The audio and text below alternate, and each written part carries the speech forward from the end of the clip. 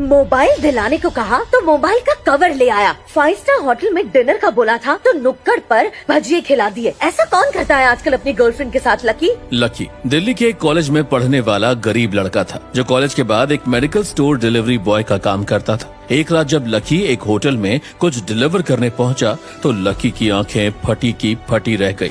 उसने होटल के कमरे में अपनी गर्लफ्रेंड डिम्पल को एक राहुल नाम के लड़के के साथ देखा। वहां डिम्पल लकी को देखकर भड़क गई। डिम्पल पहले से ही लकी की गरीबी से तंग आ चुकी थी और तभी उसने एक बड़ा फैसला ले लिया। Lucky, this is enough. आज से हमारा ब्रेकअप होता है और आज रात मैं राहुल को डेट कर रही हूँ। ये सुनकर लकी के पैरों तले जमीन खिसक जाती है। उसे समझ नहीं आ रहा था कि वो कैसे रिएक्ट करे। लकी होटल से तो चुपचाप निकल जाता है, पर एक अनहोनी जो लकी के साथ होने जा रही थी उसकी लकी को उम्मीद नहीं थी। राहुल, लकी इजीली मेरा पीछा नहीं छोड़ेगा, उसे रास्ते से हटाना होगा। ये बात जैसे ही डिम्पल ने राहुल को बोली तो राहुल ये सुनकर खुश हो गया। राहुल एक अमीर बाप का बेटा था। उसने डिम्पल से कहा, डिम्पल, मैं लकी को इस दुनिया से ही गायब करवा दूंगा और किसी को खबर भी नहीं होगी। पर मेरी एक इच्छा है राहुल, मैं लकी को मरते हुए देखना चाहती हूँ। डिम्पल के ऐसा कहने के बाद राहुल ने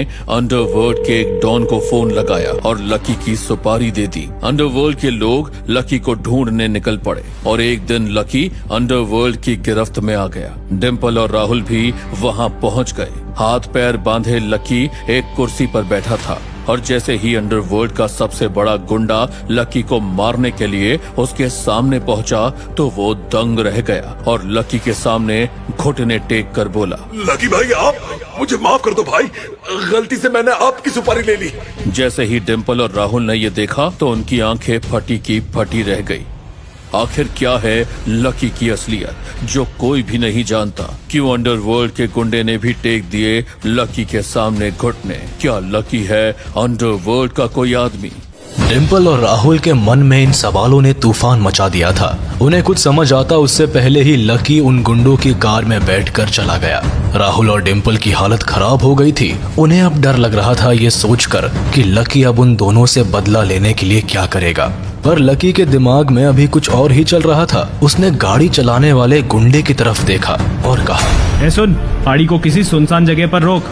लकी भाई, सुनसान जगह क्यों? मैं कुछ समझा नहीं। हमसे आज बहुत बड़ी गलती हो गई, पर आपकी सुपारी हमने जानबूझकर नहीं ली थी।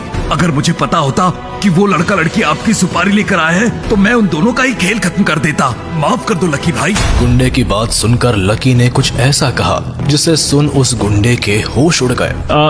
यहीं रोक दो गाड़ी और तुम लोग भी गाड़ी से उतरो और मुझे पीटना शुरू करो। लकी भाई, ये आप क्या कह रहे हैं? हम आपको मारे पीटे? अरे हमारी औकात तो आपके सामने खड़े होने की भी नहीं है। हम आप पर हाथ कैसे उठा सकते हैं? अगर इस बात का पता उससे चल गया तो मेरे साथ मेरे परिवार की भी जान ले लेगा।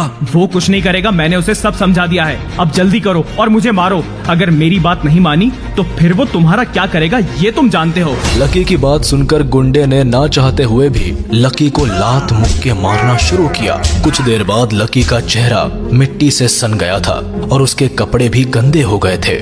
बस हो गया, अब तुम लोग यहाँ से निकलो और किसी को कुछ कहने की जरूरत नहीं है। गुंडे को कुछ समझ नहीं आ रहा था कि लकी अब क्या करने वाला है, पर लकी के डर से उसकी पूछने की हिम्मत नहीं।